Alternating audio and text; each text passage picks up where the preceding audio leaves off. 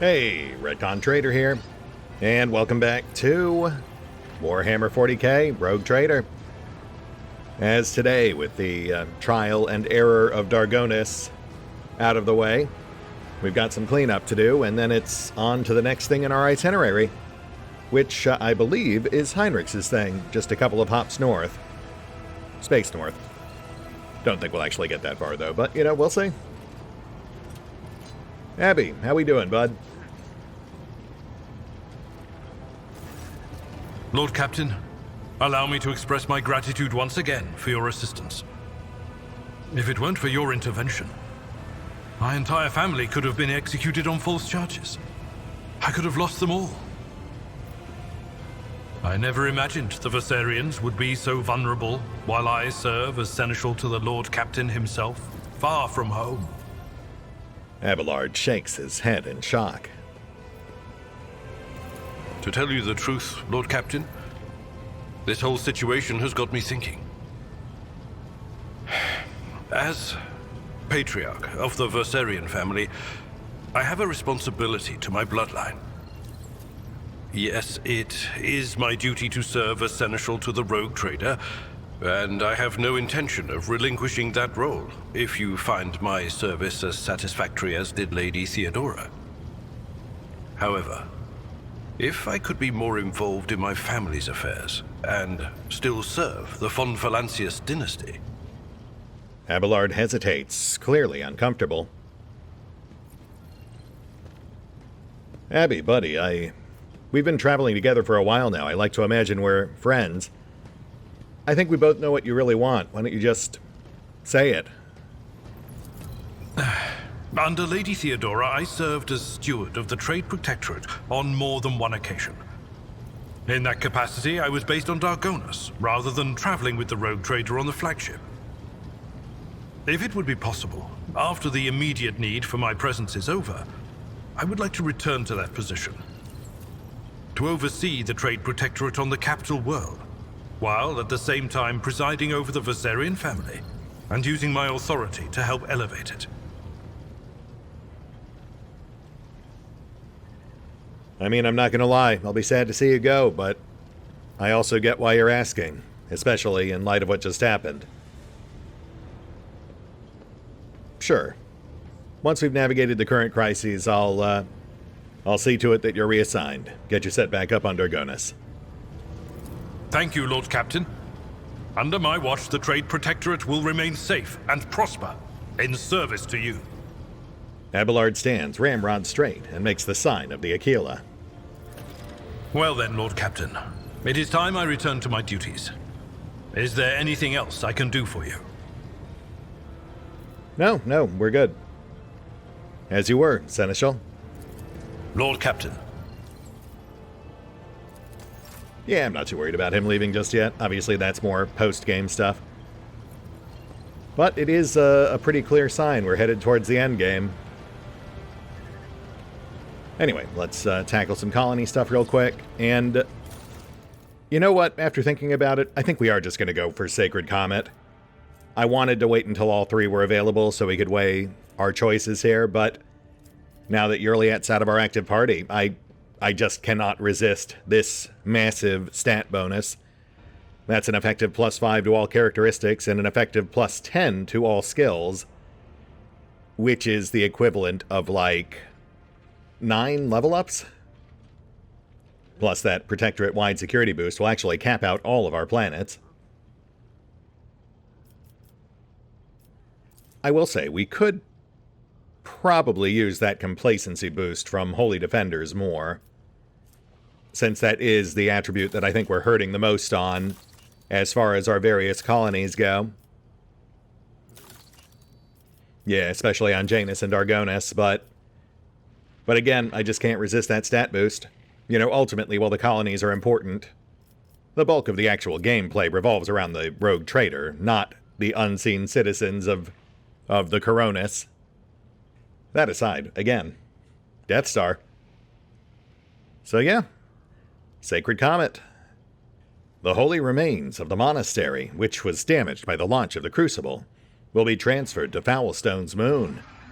Equipped with drives, the weaponized moon will leave orbit and set out on a crusade as a temple comet. And project complete. Which I suppose leaves this one. Which, you know, in retrospect, I suppose doesn't really imply sending actual children into space, though I'm going to caveat that by saying, with Warhammer 40k, you never know for sure.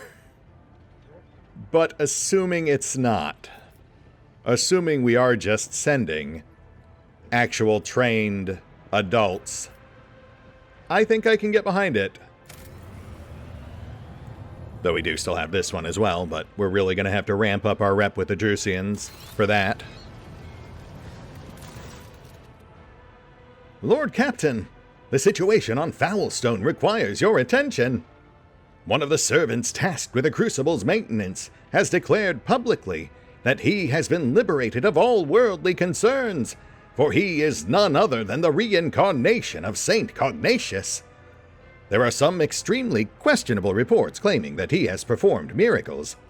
Supported by a congregation garnered by preaching, he has asked your lordship's permission to depart from Foulstone with the Crucible in tow, so that he may continue St. Cognatius's work and use the relic to transform worlds, once true to the faith of the Imperium, into lush, splendorous gardens.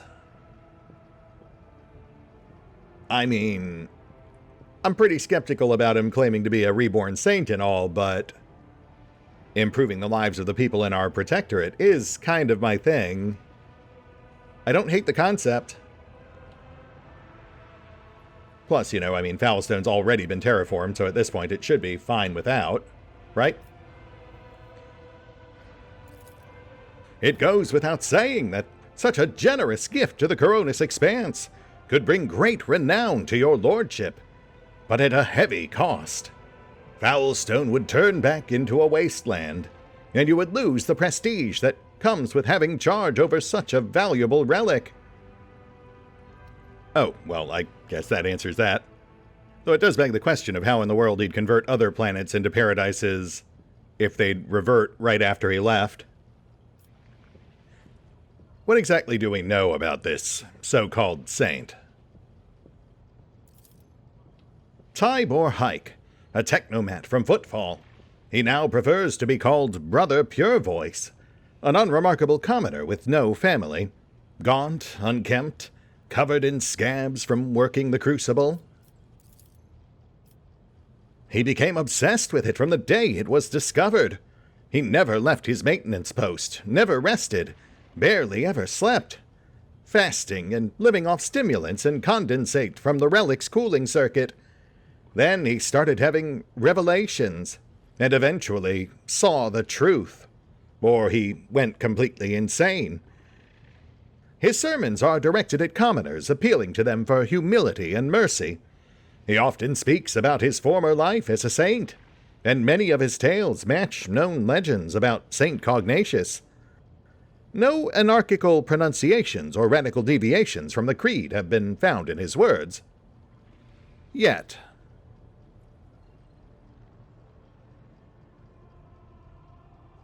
And what say my advisors? Any thoughts? I have had ample experience with saintly saviors like him in the past. Whatever great cause they proclaim as their mission, they genuinely, naively believe that people really do need them. If we round up enough orphans and lepers who would trip over themselves to beg our prophet for salvation, he will soon forget all about the Crucible and his holy mission. I know a few guilds of professional beggars who would be delighted to offer their services to us. Interesting, okay. False prophets in the streets are a common occurrence. Their sermons breed turmoil, riots, and acts of disobedience. The Inquisition recommends that such unstable agents be isolated and quietly removed. The archenemy's lies take on many guises, but the Emperor's miracles are 100-fold stronger. On more than a few occasions, he has bestowed epiphanies upon the faithful, even those of the humblest origin. I myself bear the name of a poor orphan who was granted miraculous powers by his grace. So give me time, and I will find you the most loyal agents to escort Brother Purevoice on his travels. They will keep him safe if he is pure, or punish him should they sense deceit in his words. But I have a feeling that his rebirth is a true wonder. Yes, of course, you are well known for having good judgment in these things. Gibbs. The Undying One does not release the souls that have come to him. This man is either lying or misguided. An experienced spinner will help him see the truth, or repent the deception. Okay, yeah, that's certainly an option. But, let's see what we'd actually get out of all this. We won't worry about the stats since we're capped, but Heinrichs gets us St. Cognatius's Ostensorium.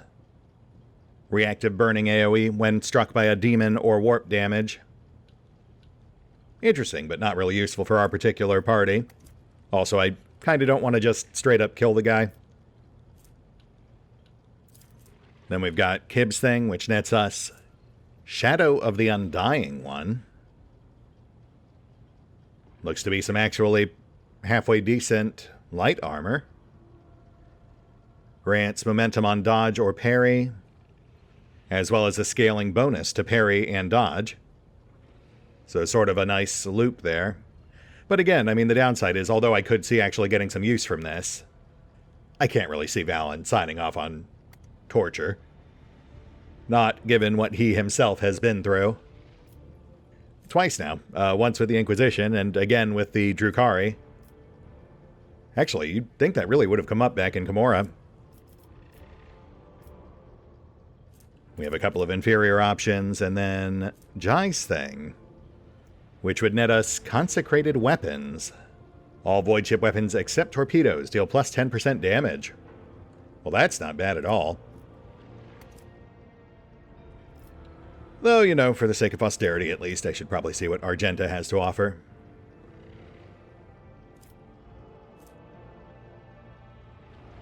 Okay. Right, loss of efficiency, that makes sense. +2 profit factor. Emperor's Will.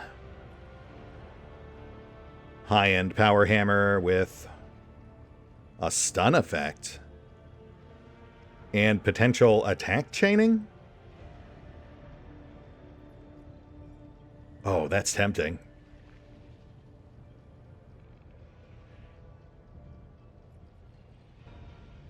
What's the other thing? Pure-voiced Fame. The rogue trader gets +15 to all their skills. Oh, Owlcat, you're killing me. Are you really going to make me go with an Argenta suggestion? I mean, between that and the Sacred Comet, that'd be a net +25 on all of Valen's skills. Not to mention, just like thematically, although Valen doesn't trust Argenta's judgment, the concept itself, again, is one that he might find appealing. The idea of having, even just the symmetry of it is appealing. The idea of having both like a Death Star and a Life Moon, I guess, both stemming from the same planet, like twin comets. Not to mention, of course, that having Argenta's trigger-happy associates keeping an eye on this guy would also cut down on the chance of shenanigans. Which might be why that one actually offers fame, whereas the other one, just giving it to him, wouldn't.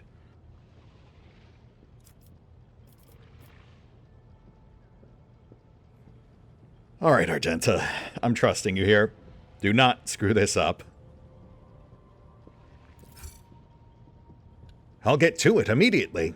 I will choose the best people for this task. The most devoted. Yeah, well, you better.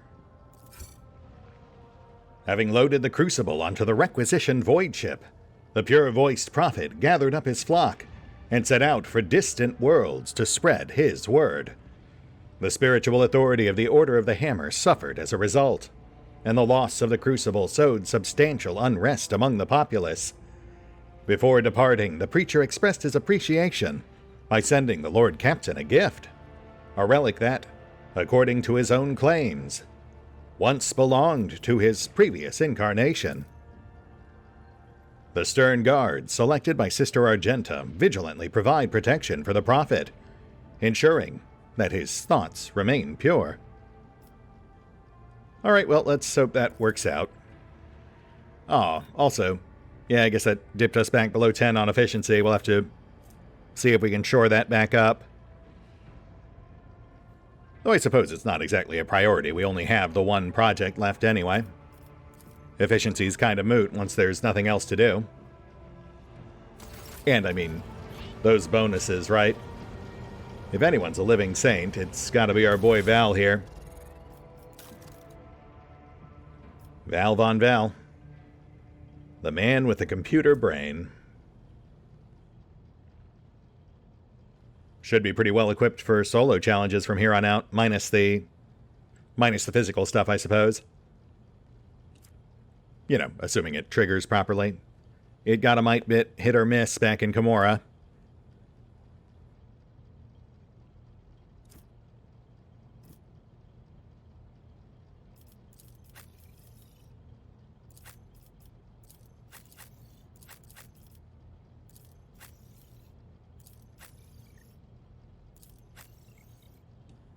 Lovely. Oh, let's get that hammer equipped.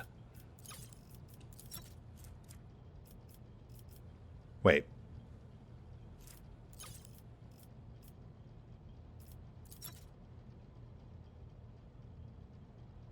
Huh, that's... Well, that's not it. That's... Wait, did we not get the hammer? Well, that sucks. I mean, obviously, I'm happy with the stat boost anyway, but...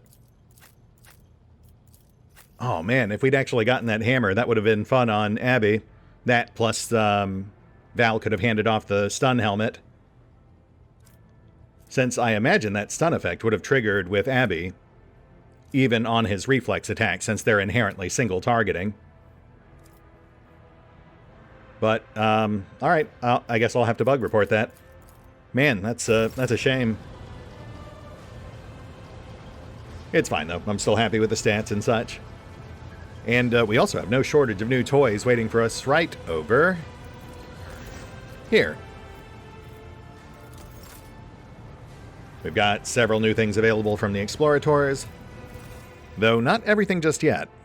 Something's still out of our price range. But we can get the Mars Pattern Astartes Flamer, easy upgrade for Ulfar. The LD Pattern Heavy Rock Saw, no big deal, we don't have anyone who uses those. The Modified Breacher's Armor, which is interesting. Very high-end medium, but scales off Fellowship, I believe? Classically, I've kept Cass in light armor, but this might actually be a good fit for her. The Visor of Inevitable Retribution. Essentially an upgraded version of another item we already picked up earlier. I think like the Goggles of Inevitable Retribution.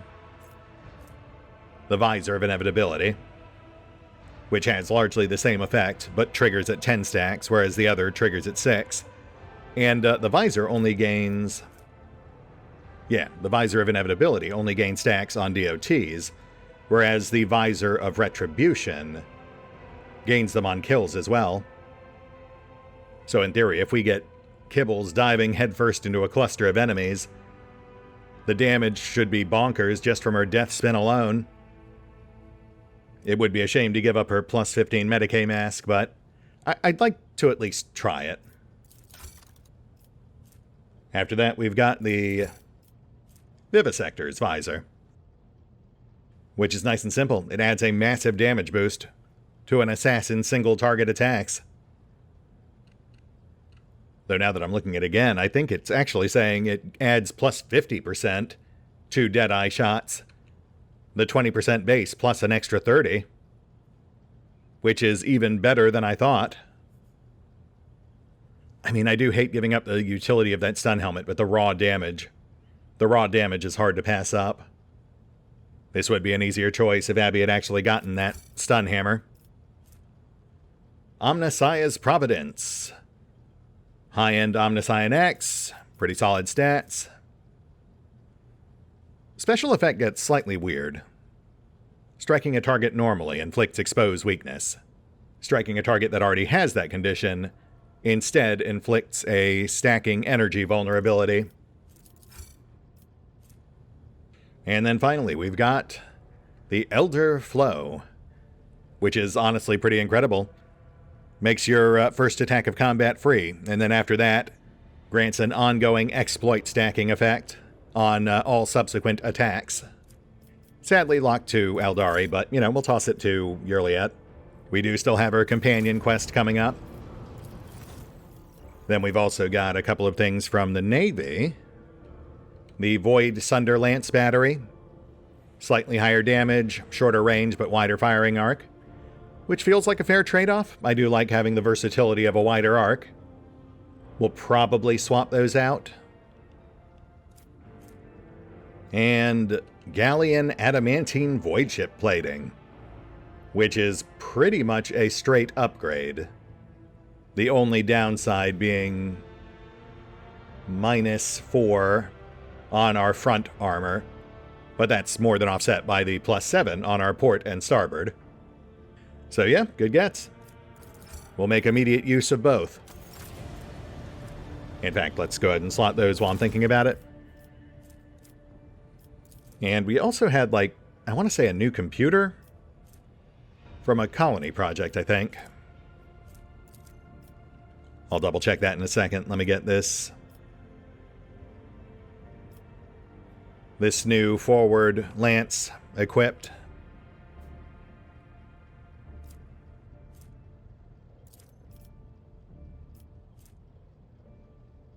Yeah, I'm pretty happy with that. And then our Auspex. We currently have the Ultimo array.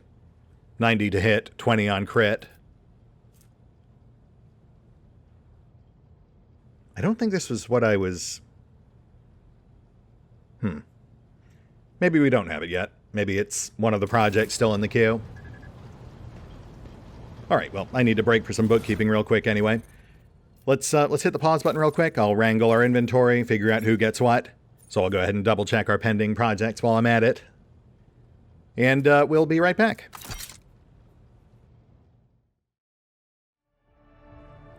And look at that. We are indeed back.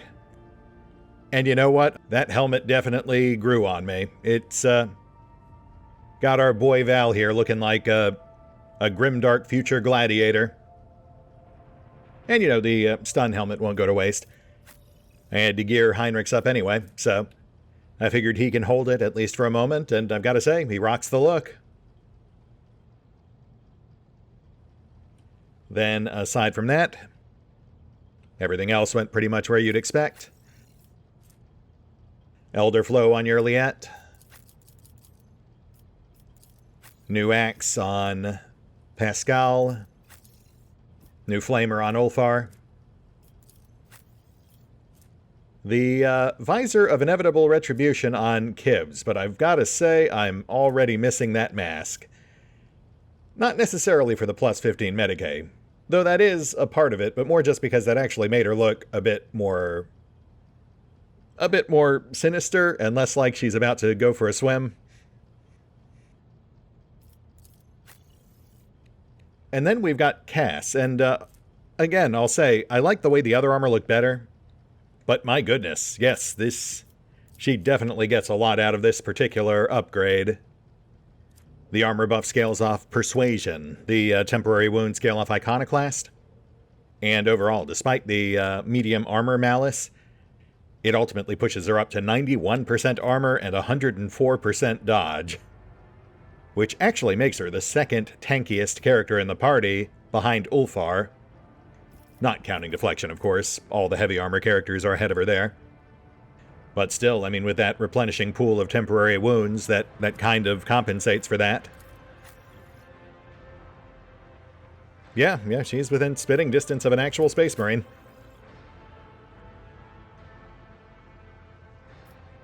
That said, with the new gear equipped, we've got one more thing to take care of before we're on our way.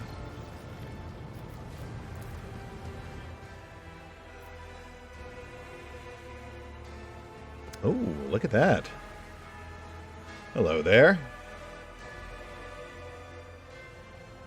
Dare I even ask how we got this thing back to the ship?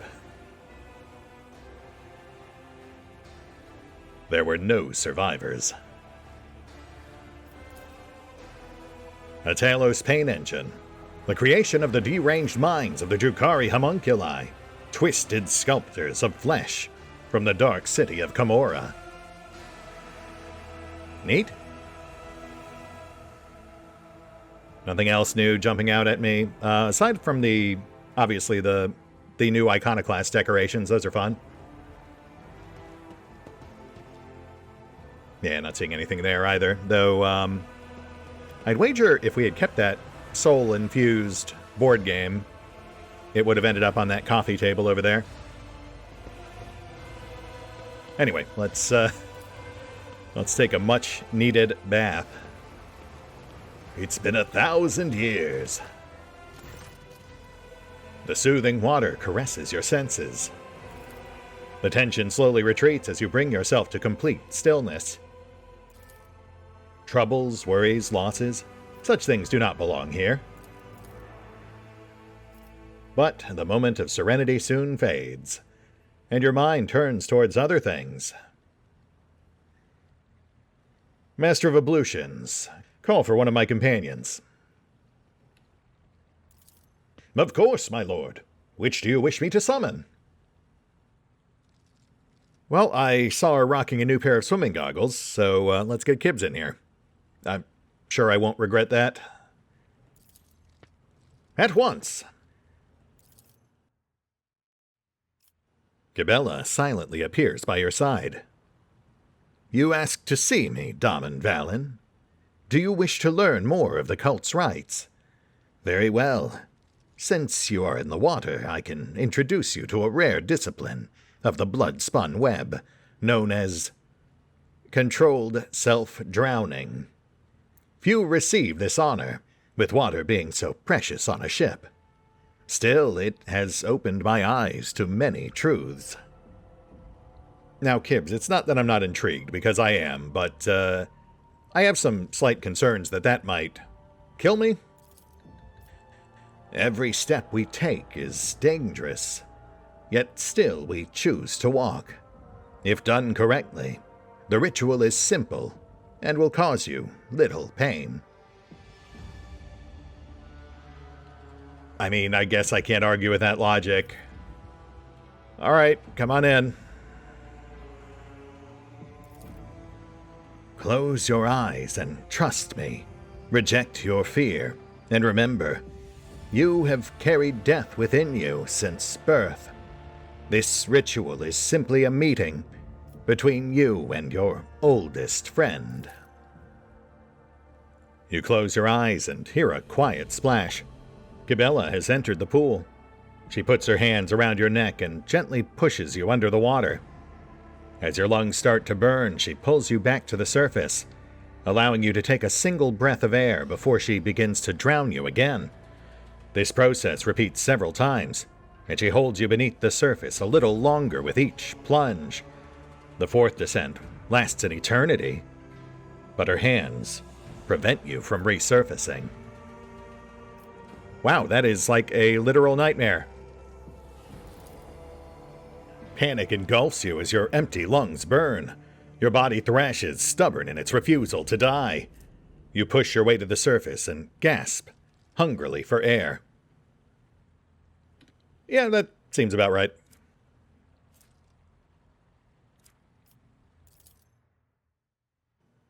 You are unprepared for this discipline, Daman Valen. Breathe. Feel the life beating in your veins. Rest. You are alone once more. Am I? Are you 1,000,000% sure about that, rogue trader? I suddenly feel very awkward, and I think it's time to end this bath. Thanks for coming out, Kibs. This was not at all weird. Well, thusly refreshed and only partially drowned, we return to more mercantile pursuits. I wonder if we can try that again, or if that was just a one and done. I might check that off screen. Just curious. But, you know, for the sake of the full canon playthrough, if we failed, we failed. Let the dice fall where they may, etc. Oh! Huh. Well, there's our hammer. Lightbringers. Interesting. So they had an actual quest reward pop-up for the colony event, as if it were a colony project. Or... that was... okay, yeah, that's very weird. So we did get our reward for that event, but delivered in a different way than usual. It's made even weirder because, like, some of the rewards for that event did apply immediately, like the hit to efficiency. The profit factor, too.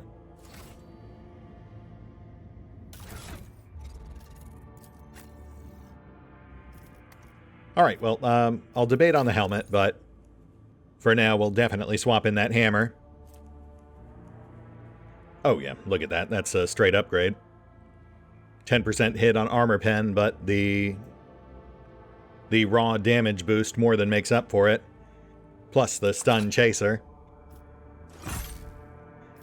Which is actually kind of why I want to pair it with that helmet, because then it would theoretically give him double stun chance every swing, which in theory would get pretty bonkers when he's holding the front line, since attacks of opportunity, at least in theory, are single target attacks. So I guess now that we've got that, we'll go Dueling Sword for his active attacks during his turns, but then switch off to the hammer between turns for counterattacks. A bit counterintuitive, but should theoretically work.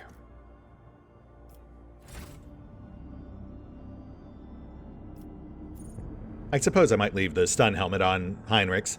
I essentially built him to be an Abelard stand-in. He does the whole counterattack thing, too.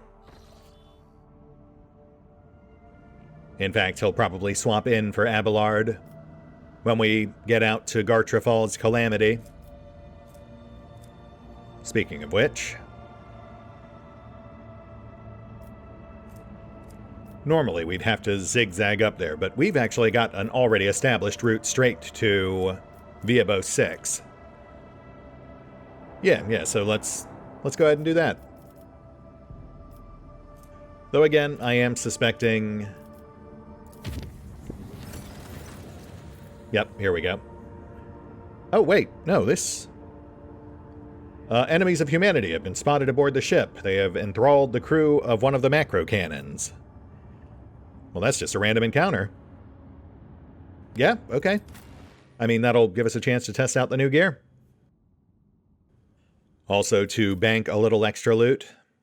Weapons and armor drops are both ideal for the Drusians. We've done this one a couple of times before. I think it's usually bloodletters.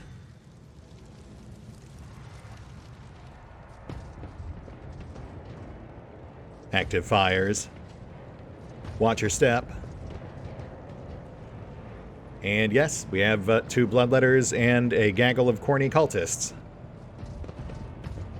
Should make for an easy fight, especially with our new gear, but let's see how this goes. It is entirely possible they've scaled them up for Act 4. We'll have Pask lead with that new plasma.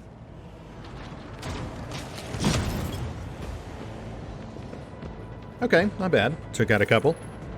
Got some extra bleeding damage in there, too. That's from the AP pack he's currently rocking. Adds a bleeding chaser, which scales off of the weapon's armor pen. Got a nice cluster off on right to test Kibs on.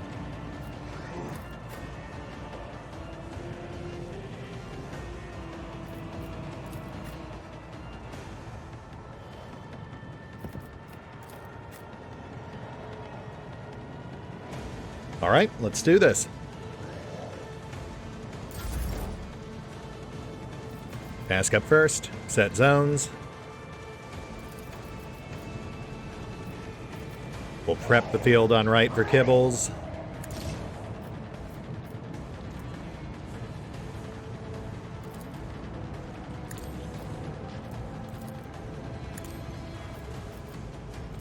Looks like Ulfar flubbed his initiative, so he's just holding the stairs.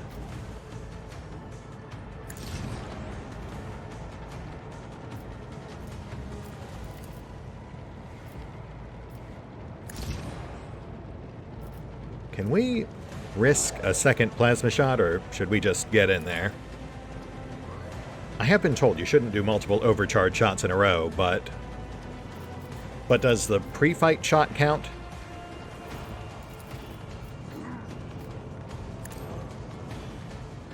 Only one way to find out, I guess. Please don't explode.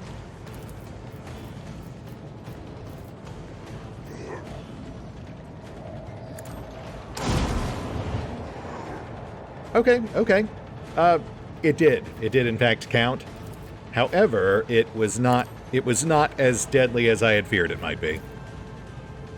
Early testing, which admittedly was at least 1 or 2 major patches ago, I had dropped plasma because I just straight up couldn't use it without him essentially immolating himself every 2 or 3 turns. If I may. Let's get Abby in there.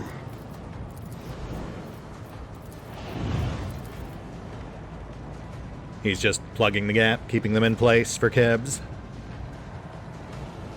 Plus, if any do attack him, we'll get to see if his counters stun.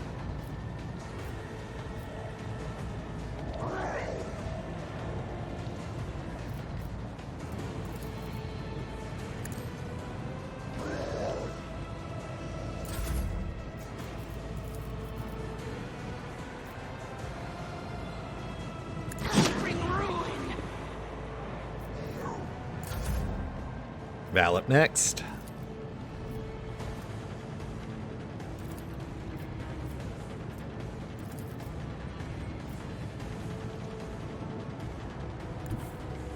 Oh, wait. Hi there. Alright, well, I guess I should deal with that before he gets us over a barrel. On it. Who, if not me? I'll see to it. Another enemy down.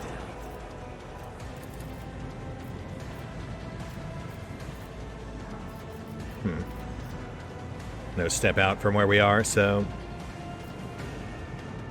yeah, I guess this guy.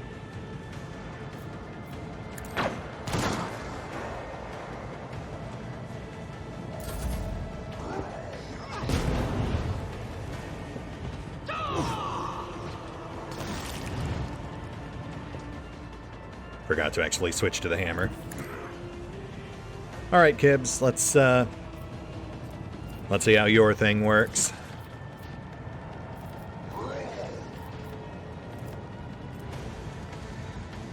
And man, look at that cluster.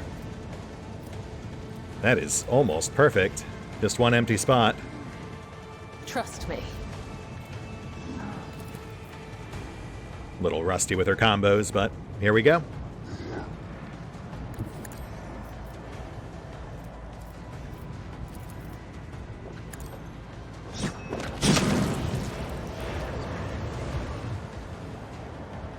Oh.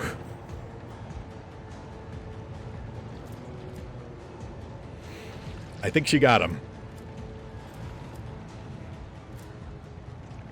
Holy shit. What the... I'm gonna say that I'm going to go ahead and say it now. That's almost certainly getting nerfed, but for now, I will enjoy it. And we're not even done. That was like our opener. So... hippity hop. The shadows will see it done.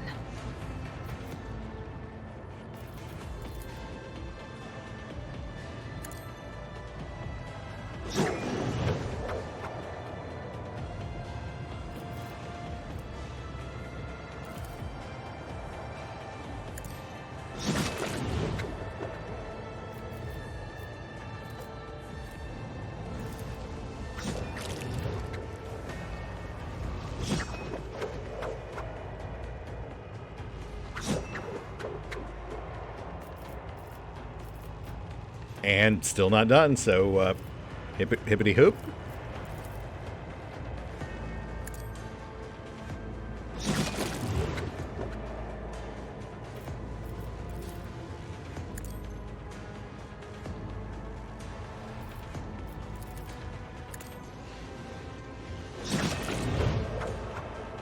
Well, we got him.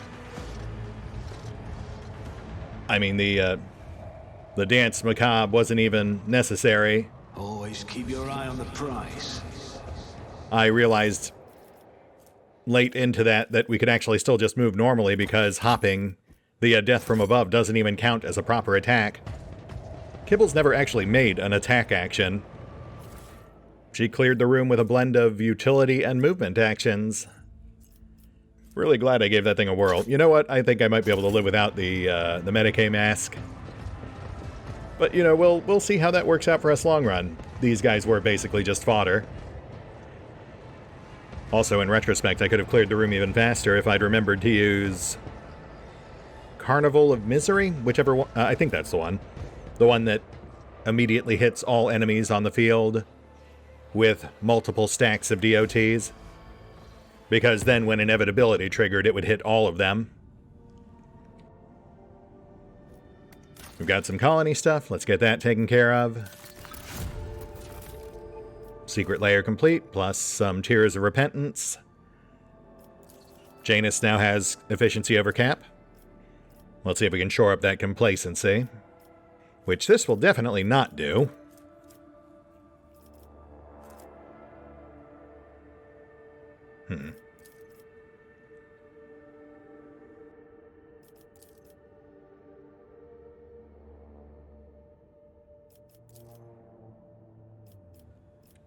Master of Flame.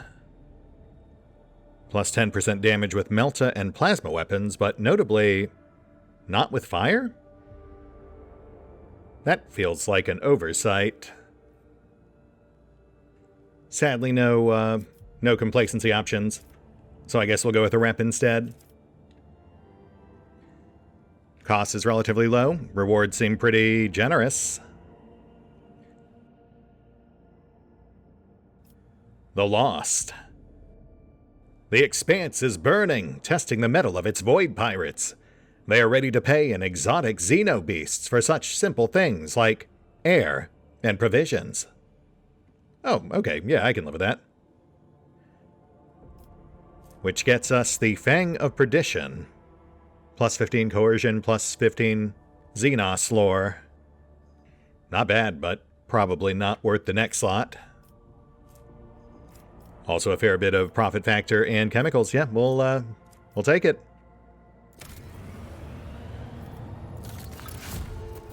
And Praising the Muses. Finally complete. A bit late, but we'll take it.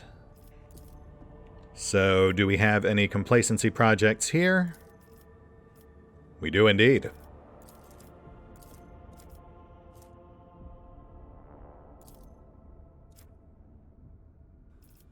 We are getting a bit tight on Phlogiston, but I think we can swing that. Pleasing the Tired. The Adeptus Administratum's vanity may be indulged through the construction of a floating palace, filled with helpful serfs and exquisite pleasures.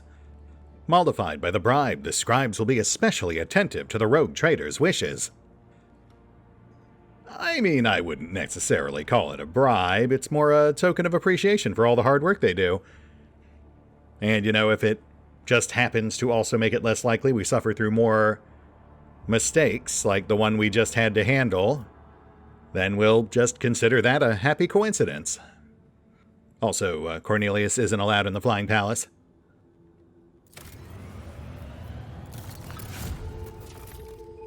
Navy whips complete, which completely caps out Viabo 6, so no real priorities here. I guess we'll just grab whichever project looks the most appealing.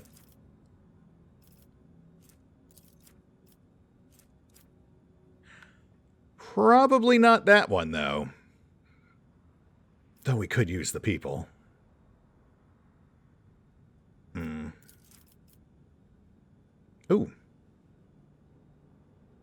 Protectorate-wide security bump. What does that need? People. Weapons. Okay, yeah, we can swing that. We're hurting the most on mechanisms and phlogiston. Those we could use more of. An entire planetary regiment of martyr guardsmen. A gift from the rogue trader to the Coronis Expanse in its darkest hour. That nets us the aforementioned security bump as well as diligent cannoneers. Plus 10 crit on macro cannons. Oop. Lord Captain, there's been an act of sabotage on Giava Gamma. The cult of the Final Dawn has invaded the planet, cultivated a pack of schismaticals in the bowels of the manufactorums, and set them upon us. The attack was so sudden that we almost lost all the workshops. But we had help. Some entities already being called Data Angels have invaded the cogitational network, seized the cogitators and servitors, and used them to repel the first onslaught of the schismaticals. Now there is a fierce struggle taking place all over the planet. The new sphere of the world is boiling. Fortunately, we received information about the impending attack at the last moment. The signal was intercepted in the warp by Cubist Delphine's machine. Did we keep that intact? Right, we gave it to the Inquisition. Okay. How did this happen? I thought we had maxed out our security.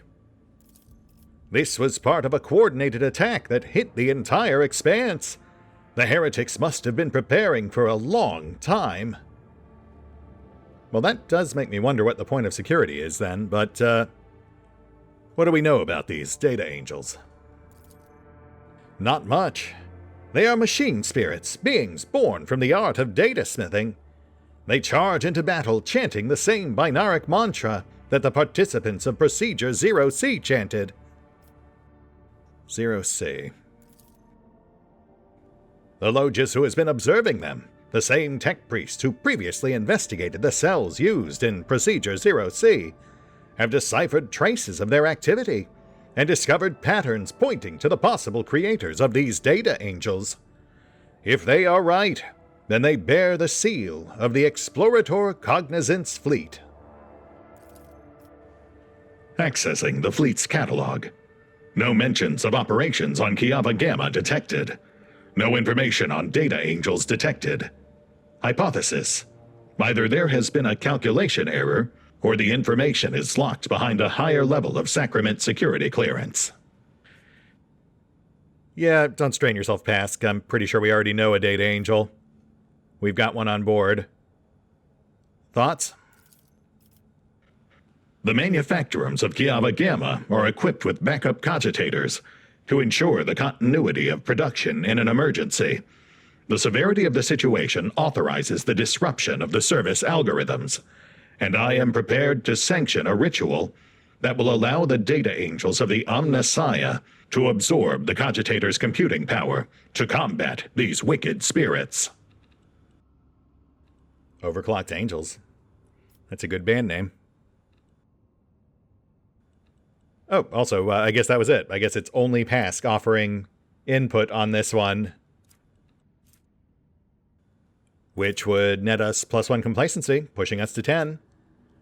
And also get Blessings of the Data Angels, which is +5 Perception and +10 Armor Pen. May metal never betray the master, whose deeds please the Omnissiah.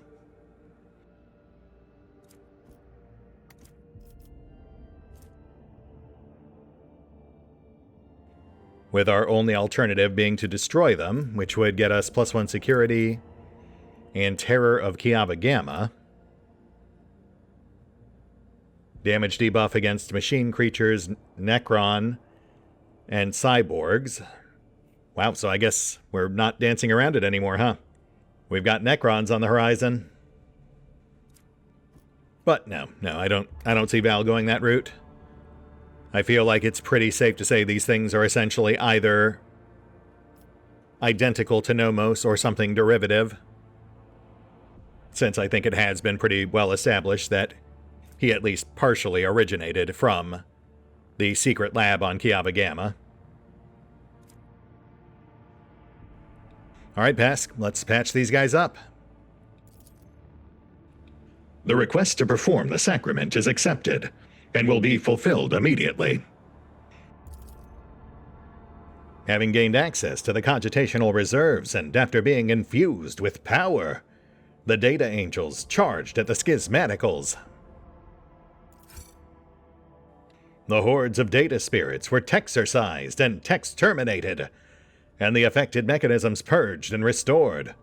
The Tech Priest gave praise to the Omnissiah for protecting the production algorithm from severe disruption.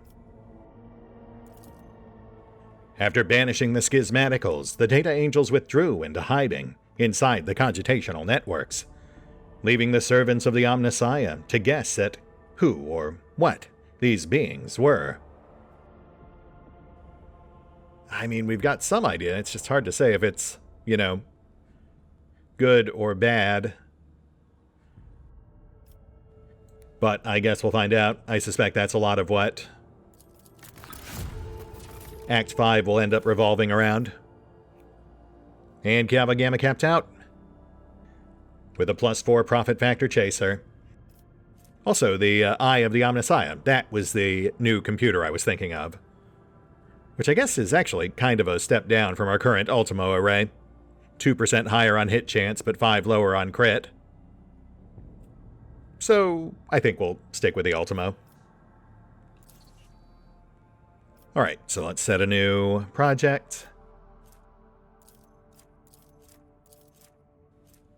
Though in theory, now that we've capped everything out, projects should complete instantly. Oh, yeah, look at that. Corruption has infiltrated Viabo 6, Lord Captain. The cultists of the Final Dawn have agitated the convicts into a full-blown uprising, promising them a chance at escape.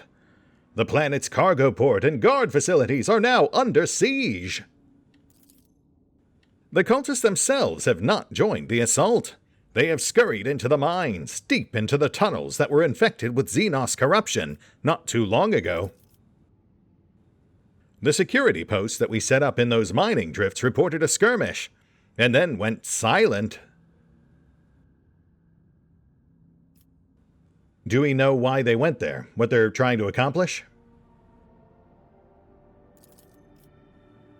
Unfortunately, we do not know the heretics' true objective, but there is nary a doubt that they are pursuing a sinister and wicked goal, and therefore must be stopped. What about the surface? Is this contained to the mines, or has it spread further? The overseers are trapped inside the guard facilities, and the convicts are now united by their common hatred for the dynasty, and are obsessed with the tales of freedom.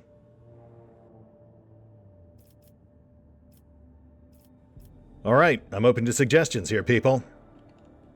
What have we got? Heretics seek out those who are weak of spirit, and entice them with promises of salvation. But such spineless lot lacks the resolve to fight, and will drop their weapons should someone give them reason to fear. The purpose of many tactics in warfare is to sow terror in the enemy ranks, and I know some of these tactics well. Make them quiver, Ekvetter, and those weaklings will forget all about their heinous intentions. I'll get back to you on that.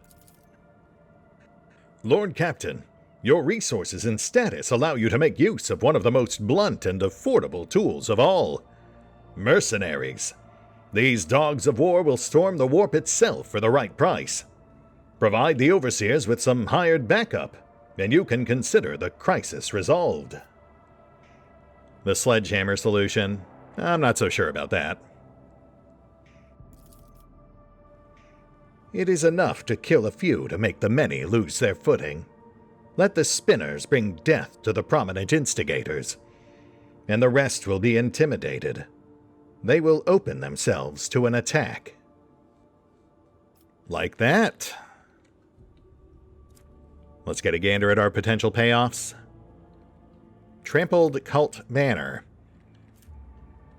Enemies that are targeted by the wearer's psychic abilities must pass a willpower resistance test or become bleeding and blinded. Ooh. Sadly, not really useful for our current crew. Also, just going in guns blazing isn't really Val's style. How about you, Kibbs? Yours sounds pretty promising. Ghosts of Viabo 6. All allies gain +5 dodge and +3 hit chance. Party-wide buff. That's pretty fantastic. Wolfar, how about your terror tactics? Fiend of Viabo 6. All allies gain +10 coercion. Also, when an enemy enters a 5-cell radius around the rogue trader or their allies, the enemy must pass a willpower resistance test with a +5 bonus, or become staggered. Multiple allies can trigger multiple resistance tests. Oh, that actually sounds kind of fun. But I think I like Kibble's thing better. And Abby. Costs us a profit factor, but grants tempered by the quarries. Mercenaries join the rogue trader's crew, man the lances. Plus 20% damage on all lance weapons. No, I think we're going with Kibb's thing. Both for the reward, but also because I think it best matches Valen's style.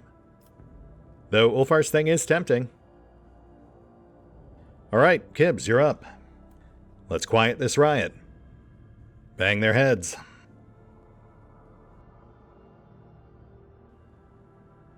Gosh, what else did Quiet Riot do? Haven't listened to them in ages.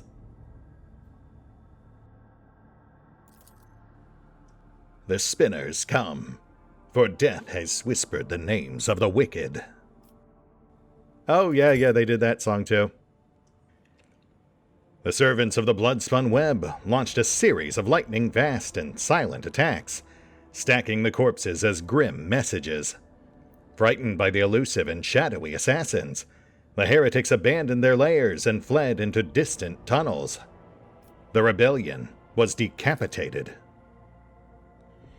The leaders of the conspiracy, the cultists of the Final Dawn, were confronted in the mines. They had surrounded a strange, dark Xeno obelisk covered with glyphs, trying to awaken it from its slumber. The glyph pattern was similar to those that the mad convicts had drawn before. The monstrous construction contained enough energy to tear the planet apart. By heroically disrupting the cultists' plan, the guards caused a malfunction within the terrible machine. Instead of exploding, the obelisk emitted a blistering heat wave, melting itself and turning those around it to ash. Viabo 6 had been saved. Putting that in past tense is really kind of messing with my head, but okay. The important thing is the day is saved. Also, we're pushing the hour mark, so I should probably call it here. We do have a couple of empty project slots, but we'll leave those be for the moment for fear of triggering any more colony events. So yeah, I think we'll hit the pause button for now. I'll do some light probing at those various projects, figure out our game plan there. We are going to need more resources. We're pretty light on phlogiston and mechanism, so I'll have to see if I can find a way to shore those up. And we will pick up here next time as we knock out those projects, collect whatever other new rewards that earns us. And then, I think, head for Gartrafal's Calamity. At the very least, we should be able to make landfall by the end of next episode. Unless we get hit by a travel event. But, I mean, honestly, at this point, I'm starting to kind of think there might not be any. Guess we'll see then.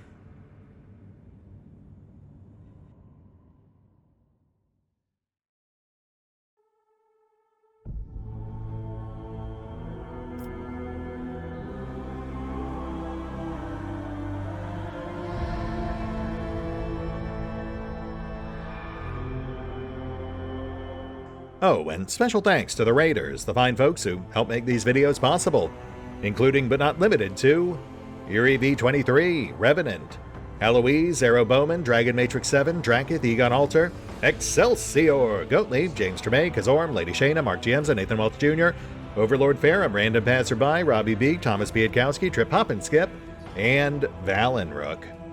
Thanks for your support, guys. That said, if you'd also like to help support the channel, then feel free to push the buttons that do the things. Trust me, it does make a difference. Or you could even check out the PayPal, the Patreon, the Nexus GG, or the YouTube memberships.